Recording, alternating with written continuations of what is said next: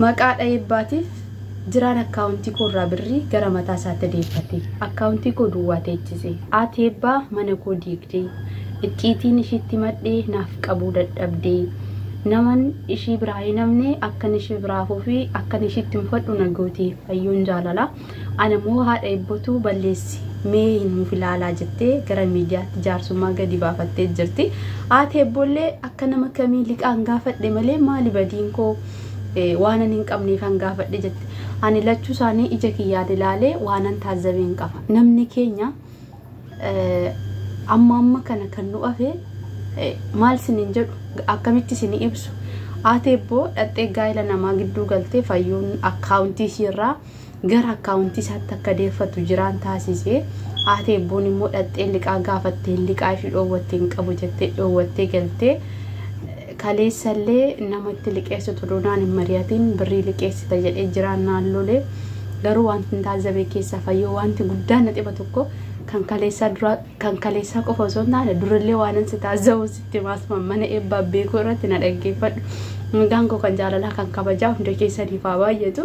Maatii eebbaa beekuu anaa dhufa ganagaan dhuftanii oduu baay'ee waanan jaaladhuu fi oduudhaaf hin seene. Warroonni chaanala kanaaf haaraa taatan diimtuu san gurraattii godhaa sabskiraayib godhaa jechuun hin beeku natti kofaltu tirfiini. Dhugaa dubbachuudhaaf ati eebbaallee badii guddaa hojjetti tokko qabdi. Fayyoon illee akka dargaggeetti taatetti akka nama hubachuu dandeessutti akka nama kaleessa nama ogummaa dhaloota gorsitu akka nama kaleessa haadha eebboo bukkee dhaabbachaatii gargaaraatii turtetti balleessaa tokko qabdi. Kanan takka ishirraa eeguu kanan ishirraa arguun barbaanne tokkoon irraa arge. Yeroo lama sadii wantoota akkanaa kan hojjetanii namni nutti mufata jedhanii ijoollee nutti taaru jedhanii yoo isaan dubbii irra dibanii akka namni isaan irratti hin beekne waan fedhan balleessanii yeroo ammaa kana dhiirri shamarri wal maddii ciistee yeroo achi ka'an piraankiidha yeroo jedhan keessa jedha. Garuu akkasii miti. Yaada piraankii san keessa yaadni tokko kan namaa dhufu wanti dhugaa tokko keessa yoo jiraate keessa ofitti wanti namatti dhaga'amu yoo jiraate gadi ba'a wanti tokko jechuudha. Yaadichi tokko jalqaba maddi yaadicha wanta dhugaa tokkodha. Dhugicha irratti dabalamee soba ta'a yookiin immoo piraankii ta'a malee jechuudha. Kanaaf yeroo baay'ee walitti mufattanii walirra yoo irra dibdanii walitti araaramtan yeroo lama sadii an akka kootti argee jira. Koomentiidhaan illee jechuudha yaadaan illee isa kaleessaatti yoo deebi'u gaa'elli dhala namaa namaan hin diigamu akka kiyyaatti jechuudha. Gaa'elli gaa'elli dhala namaa jechaan hin ijaaramu jechaan hin diigamu. Inni tokko kana lammaffaarratti immoo ati eebboo rakkattee hidhattee mana tokko liqeeffatte. Fayyoon mana haadha eebboon dhanne haadha eebbootu mana fayyoo dhaqe silkiidhaan illee ta'u ishisitu dhaqee gaafate waan ta'eef nama tokko liqaa gaafatanii yoo dhabanii wanta dhaban san ani waanan hin qabneef yookiin immoo ani nama gadi waanan ta'eef jedhamee yaada tokko of keessatti maddisiisanii jibba of keessatti qabatanii booda dubbachuu osoo hin taane namni sunis akkuma ani rakkadhe hin qabu yookiin immoo ishiin illee waan hin qabneef jedhame yoo yaaddame gaariidha. Garuu ani inni guddaa sin taazzabe miidiyaa irratti waan kana guddaa gootanii gabbaasuu keessan miidiyaa irratti gadi baastan. Fayyoon dhuftee abbaa manaa wajjin walitti na buustee ati eebboo wanta kaleessaa haadha eebbootii gootee sababa godhattee isa kaleessaa saniin xuxxee wanta gochoota kaleessa raawwachaa fi turte wajjin deebi'uu ishii wajjin ka'uu ishii wantoota san mata duree godhattee wajjin ol qabachiistee haadha eebboorraa kana eeguu gaa'ela koo diigdee abbaan manaa koo akka birrii natti hin kennine abbaan manaa koo akkana namanne taasistee hiriyaan icciitii waliif hin heenne jalqabumaa hiriyaa dhugaatii miti. Icciitiin dhala namaa wanta waliin mari'atan yookiin immoo wanta walitti kennan tokko namni tokko odoon beekin icciitii waliif qabudha.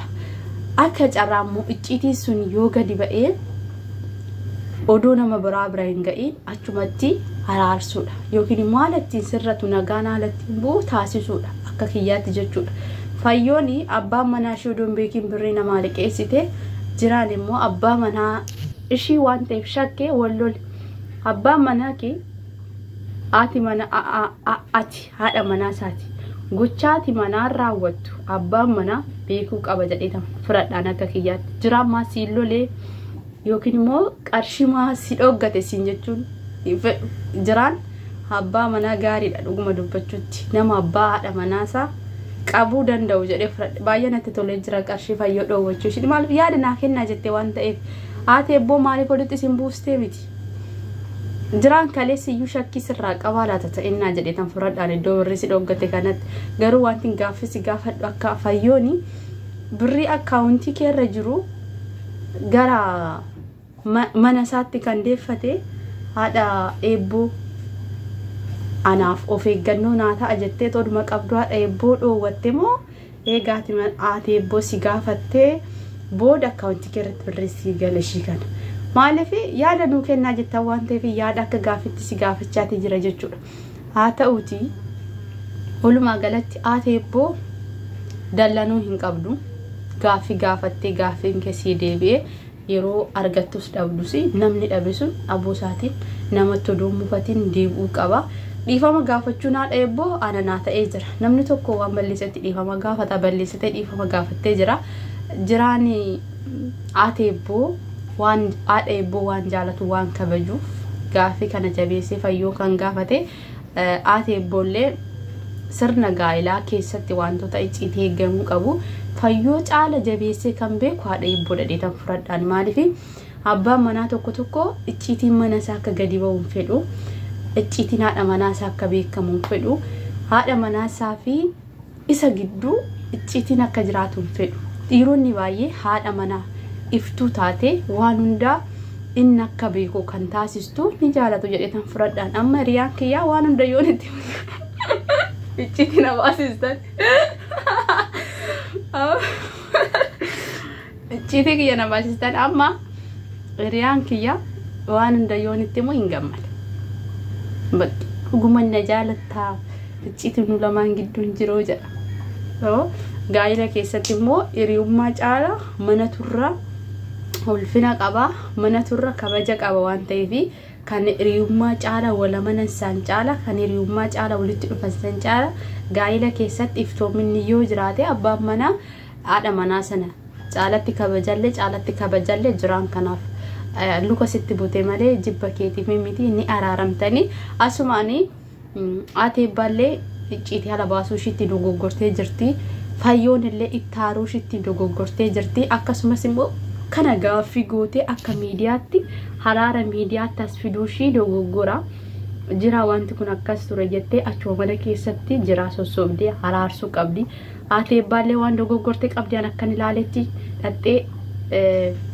haaruun ishillee haadha eebbaarra dogoggora haaruu hin qabdu wanta dhabde tokko tole jettee fudhachuu qabdi lammaffaa immoo eega ta'e